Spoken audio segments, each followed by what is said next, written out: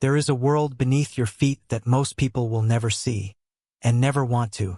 It's dark, it's crushing, and it holds everything that built the modern world. And this is where the climb begins. On your first day, they pack you into a rattling metal cage, and it drops down and down and down until your headlamp is the only light in an ocean of black. When the doors open, you step into another world. Low tunnels, close walls, and the groan of the whole earth pressing down above you. You're the greenhorn, so you get the hardest, dirtiest jobs, hauling gear and shoveling broken rock until your whole body aches. You squeeze through gaps barely bigger than your body, the rock inches from your face. Entry-level miners start around $20 to $25 an hour, every cent earned somewhere your body was never meant to be. The work breaks people. You slump down on your break, black dust caked into every line of your face, more tired than you knew a person could be. And when the shift ends and you rise back to the surface, the daylight burns your eyes. You spent the whole day in the dark, and the sun feels almost like a stranger.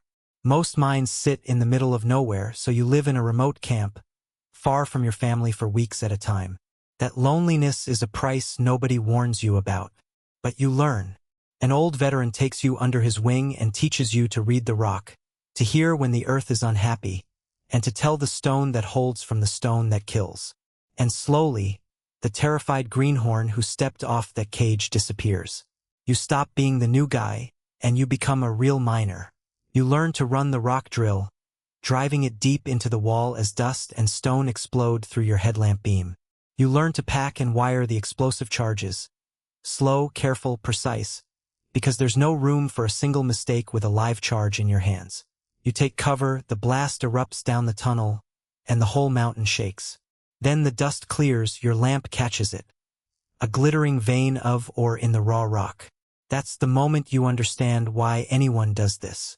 You move up to the machines that only exist down here, the continuous miner, a monster that chews straight into solid rock. Skilled miners running the drills and machines earn around $50,000 to $80,000 a year. You haul the loaded or through the dark tunnels in machines the size of a house, moving tons of rock with every trip. But the mountain is always trying to kill you. Rock falls without warning, the ceiling cracks, and you learn never to drop your guard for a single second. So you become the one who makes it safe, bolting steel and timber supports to hold up thousands of tons of rock over your crew's heads.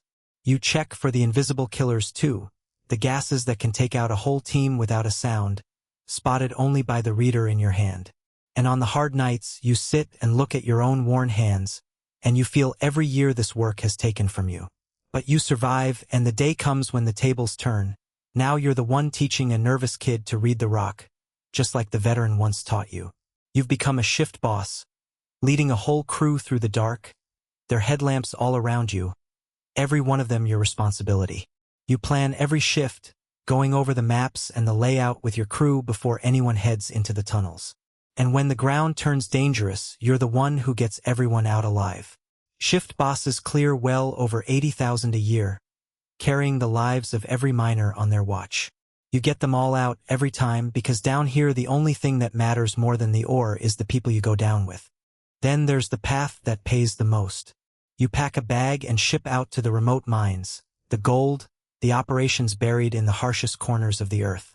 You stand at the edge of an open pit so vast the haul trucks look like ants crawling at the bottom, a hole in the world carved by human hands. You climb into machines with wheels taller than a person, moving mountains of or one massive load at a time.